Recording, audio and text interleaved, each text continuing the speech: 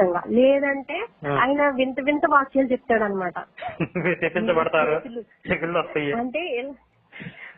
అంటే చేతులు మీరు గుప్పెళ్ళు విప్పాలమ్మా, లేకపోతే మీ కష్టాలు వచ్చేస్తాయి, మీ పిల్లలు ఆశీర్వదింపబడాలి, మీ పిల్లల చదువులు ఆశీర్వదింపబడాలి, మీ ధనం ఆశీర్వదింపబడాలంటే మీరు గుప్పులు విప్పాల్సిందని ఎంత వాక్యాలు చెప్తారనమాట. భయంకరమైనవి చెప్తారు.